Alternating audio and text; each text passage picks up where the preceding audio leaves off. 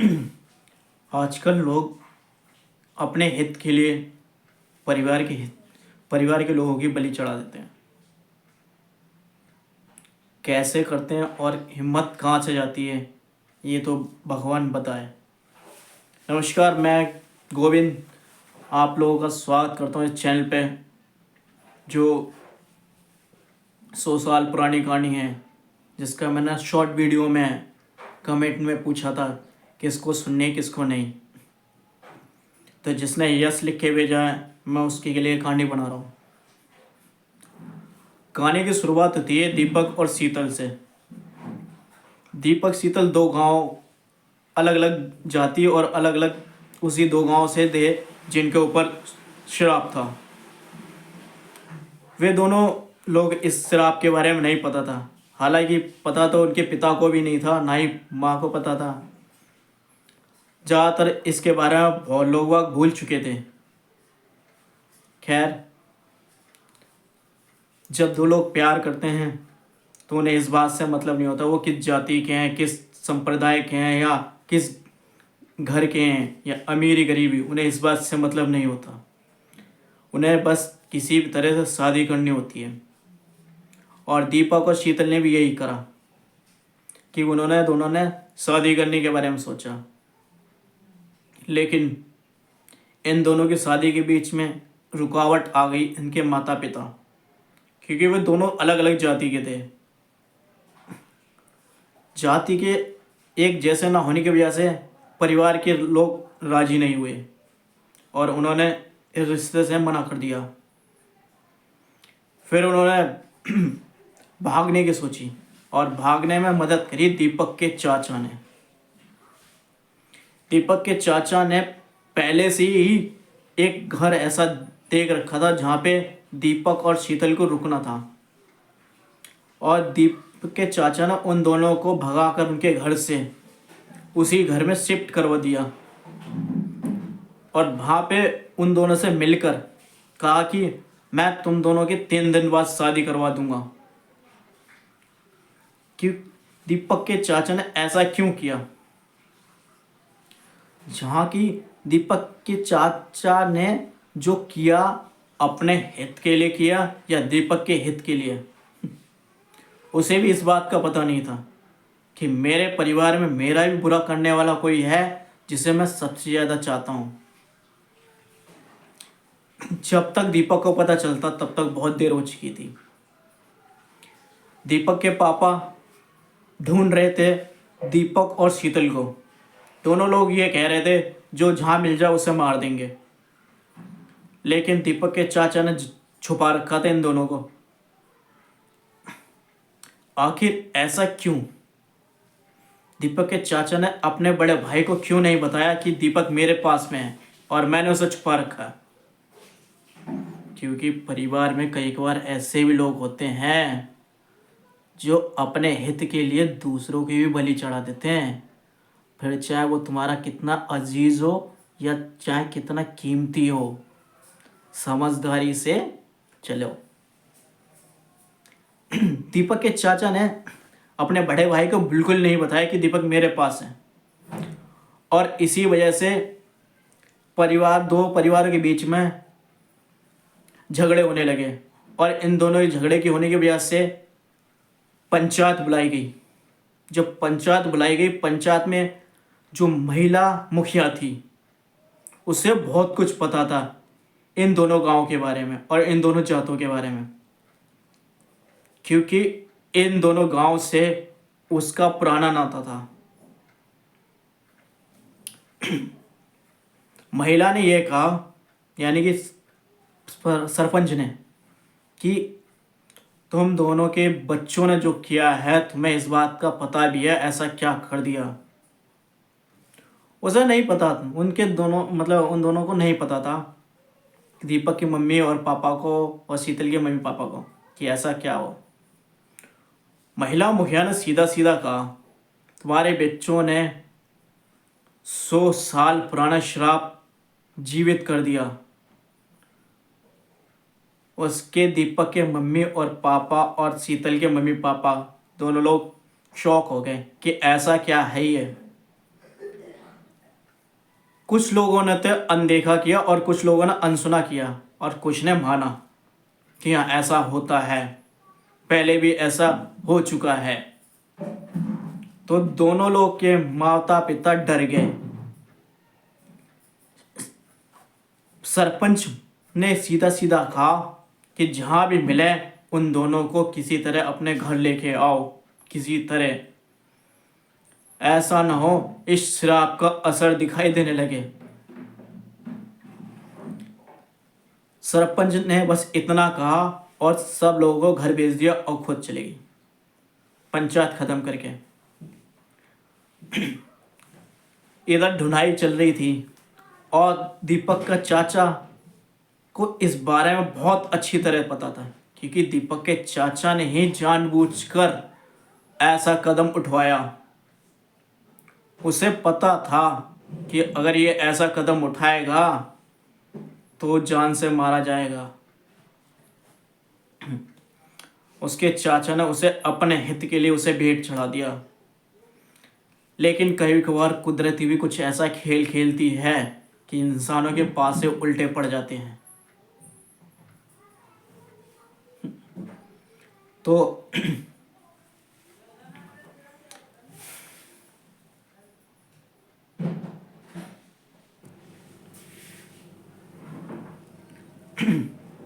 दीपक के चाचा ने आखिर 3 दिन का एक समय क्यों रखा था? क्योंकि दीपक के चाचा को यह पता था कि 3 दिन के अंदर असर दिखना हो जाएगा इस श्राप का, और इसीलिए वह दिन में 2 बार तो मिलने जाता था दीपक से। दीपक को पहली रात तो कुछ महसूस हुआ और उसने अनदेखा कर दिया। दूसरी रात में उसे कुछ ऐसा दिखने लगा कि जैसे कोई पास में आदमी बैठा है जली हुई हालत में, या कोई लड़की बैठी हुई जली हुई हालत में। जब उसने अपने शीतल से कहा कि मेरे पास ऐसा जैसे कुछ दिखा मुझे, तो शीतल ने कहा शायद मन का वहम होगा, थक हम घर से भाग के आए हैं, इस वजह से शायद ये हमारे मन का वहम है। अनदेखा कर दिया। फिर कुछ देर बाद शीतल को भी दिखाई दिया, तो शीतल ने भी बताया और दीपक ने भी उस बात को अनदेखा कर दिया। उसे लगता था कि ये शायद हमारे मन का वहम है और डर की वजह से है। लेकिन उन दोनों को जब साथ दिखने लगे कुछ ऐसे चेहरे जो कि डराने वाले थे, कुछ जले हुए इंसान और कुछ जली हुई लड़की जो कि डरावनी थी। जब किसी का चेहरा जला हुआ दिख लेता है इंसान, अच्छा इंसान डर जाता है। इतने बीच उसके चाचा आ गए। उसने अपने चाचा से कहा, चाचा ऐसे ऐसे मुझे कुछ जले हुए इंसान और कुछ जली हुई लड़की दिखाई दी, और शीतल ने बोला। तो उसके चाचा को इस बात का पता था कि हाँ कुछ तो गड़बड़ होने लगा है और ये असर दिखने लगा, और उसने ये कह दिया ये तेरे मन का वहम है, 2 दिन की बात और है, 2 दिन के बाद मैं तेरी कोर्ट मैरिज करा दूंगा कोर्ट में जाकर। ठीक है, किसी तरह मन को शांत किया और शांति के साथ दोनों के दोनों ने एक दूसरे को शांत भावना देकर शांत हो गए। लेकिन उसके चाचा के मन ही मन खुशी हो रही थी कि हाँ कुछ होने लगा।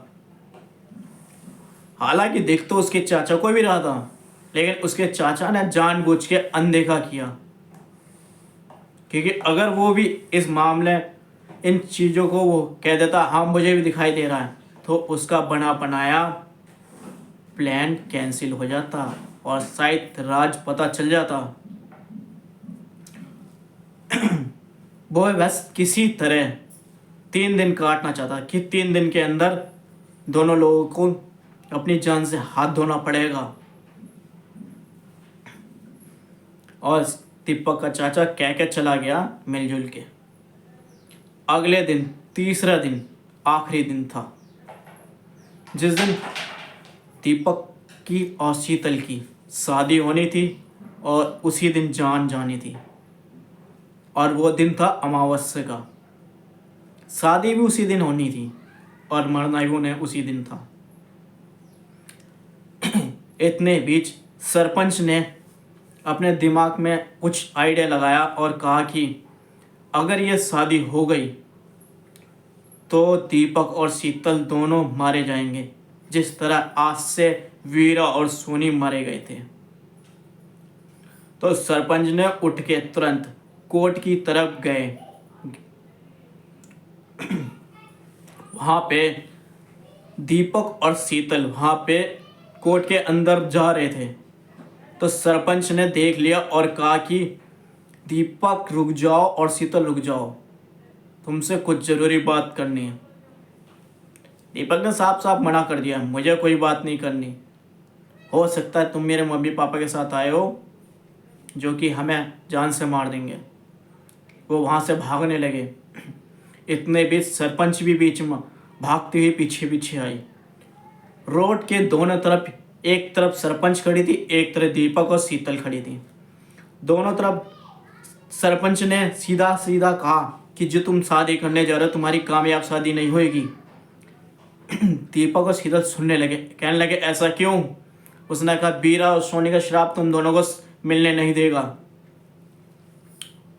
उन दोनों को थोड़ा बहुत तो यकीन हुआ, लेकिन उनके मन में डर भी था कि अगर हम किसी के हाथ लग गए तो हमारी जान चली जाएगी और हमें अपनी जान से हाथ धोना पड़ेगा। इसलिए वो वहाँ से तुरंत भाग गए और सरपंच इतने रोड क्रॉस करती एक ट्रक ने उन्हें टक्कर मार दी, जिससे वे घायल हो गई। दीपक शीतल तो निकल गए। सरपंच को किसी तरह उस वहाँ के जानकार के लोगों ने उसे घर पहुँचाया। सरपंच बेड पे पड़ी हुई यह सोच रही थी कि अगर किसी तरह इन दोनों की शादी रुकवा दी जाए तो हो सकता है इन दोनों की जान बच जाए, पर आज तो अमावस्या है। दोनों लोगों के माता पिता को बुलाया और कहा कि अगर अपने बच्चों को बचाना है तो जैसा मैं कहती हूँ वैसा करो। उसके माँ बाप डर चुके थे और वह चाहते थे बस मेरे बच्चे वापस आ जाएं। लड़की और लड़के के माता पिता दोनों राजी हुए सही सलामत बच्चों को लाने के लिए घर। इधर सरपंच ने एक बलि की व्यवस्था करी थी। कहते हैं कि जो भी मरता हुआ कोई भी जीव अगर उसका खून उन दोनों के चेहरे पे मल दिया जाए तो दोनों की जान बच जाएगी और वीरा और सोनी मुक्त हो जाएंगे। सरपंच ने पूरी तरह व्यवस्था तो कर रखी थी, लेकिन उधर दीपक और शीतल ढूंढने से नहीं मिले। जब तक दीपक शीतल नहीं आते तब तक तो ये बलि देना संभव नहीं थी। इसलिए ये संभव नहीं हो पाया और सरपंच और उसके माता पिता सब ने ढूंढाई चालू करी दोनों लोगों की, दीपक और शीतल की। लेकिन इधर इसके दीपक के चाचा ने सोचा अगर इन लोगों को किसी ने ढूंढ लिया तो मेरा प्लान कामयाब हो जाएगा। जब दीपक का चाचा उसके पास गया, जब तक वीरा और सोनी की आत्मा उन दोनों के शरीर में आ चुकी थी और वह अपना काम करने ही जा रहे थे। दीपक का चाचा साथ में पंडित भी लेके आया था ताकि इन दोनों की शादी हो और उसी तरह मारे जाएं जैसे वीरा सोनी मारे गए थे। वीरा सोनी आखिर ऐसे कैसे मारे गए? क्योंकि वीरा सोनी को दो जाति के अलग अलग के थे और उनके माता पिता ने उसी मंडप पे 7वां फेरा लेते हुए मार दिया था। और इसी तरह दीपक और शीतल को भी मारा जाना था, क्योंकि वीरा और सोनी किसी भी तरह से उन दोनों गांव में कोई भी हो, शादी हो या प्यार करने वाला हो, किसी को सही सलामत नहीं छोड़ते, उनको मार ही देते हैं। जिस तरह वे अपने प्यार के खातिर जान देनी पड़ी, इसी तरह वे सबकी जान लेती थी। इतने दीपक के चाचा आया सामने और दीपक और वीरा दोनों के दोनों उसी रूप में आ गए। भयानक रूप था और पंडित ने भी इस चीज़ को नोटिस किया।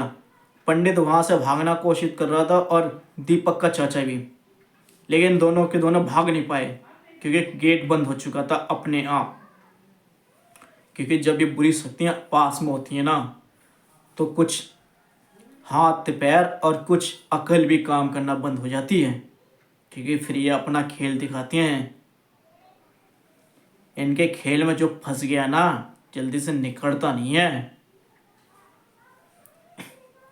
खैर, उधर दीपक के चाचा ने उन दोनों की शादी के लिए जो इंतजाम किए थे, वो देख के डर गया था कि मैं जो कर इंतजाम करके आया हूँ, ये तो मेरे सोच से भी ज़्यादा आगे है। दीपक के अंदर वीरा की आत्मा थी। उसने साफ साफ कहा, तूने इन दोनों को इसलिए यहाँ पे मिलाया है कि तू इसकी जायदाद को हड़पना चाहता है, और ताकि ये मारा जाएगा तो इसकी जायदाद मेरी हो जाएगी, और फिर मैं अपने बड़े भाई को भी मार दूंगा, इसकी सारी संपत्ति मेरी हो जाएगी और मैं ऐश करूँगा। दीपक का चाचा ये सुनकर हैरान था, क्योंकि जो ये बुरी शक्तियाँ होती हैं ना, हमारे आने वाले कल का भी अनुभव कर लेती हैं। उन्हें इस बात का बहुत अच्छी तरह अनुभव होता है। खैर, इधर दीपक के चाचा को वीरा ने मार दिया। वो उसी चाकू से मारा जो दीपक को मारने के लिए लेके आया था, और पंडित डर गया था। वीरा ने और शीतल ने वीरा और सोने ने सीधा सीधा कहा, हे पंडित, हम लोग इस शादी करा, वरना तुझे भी इसी तरह मार देंगे। पंडित ने कहा, ठीक है। वह मंडप सजाता और मंडप में अग्नि जलाता है और कहता है, फेरे लो। जब वो फेरे लेते हैं और मंत्र पढ़ता है, इतने बीच वह सरपंच भी आ जाती है। सरपंच ये देखती रहती है कि अगर इन लोगों ने 7वां फेरा पूरा किया तो दोनों के दोनों अपने आप को मार देंगे और इसी मंडप में वीरा सोनी की तरह जल के मारे जाएंगे।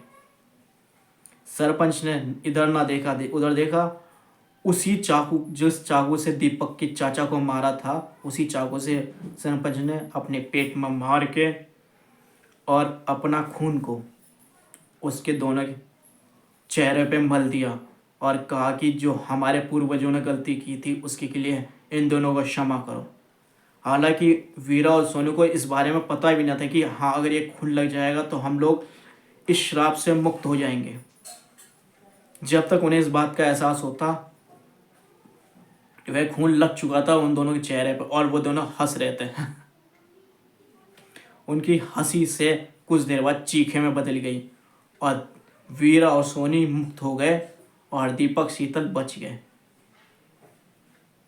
मैं बस इतना ही कहना चाहूँगा कि परिवार में ना जाने कौन कहाँ से आ जाए, अपना हो पराया हो, पता नहीं चलता कि किसके मन में कौन सा लालच जग जाए।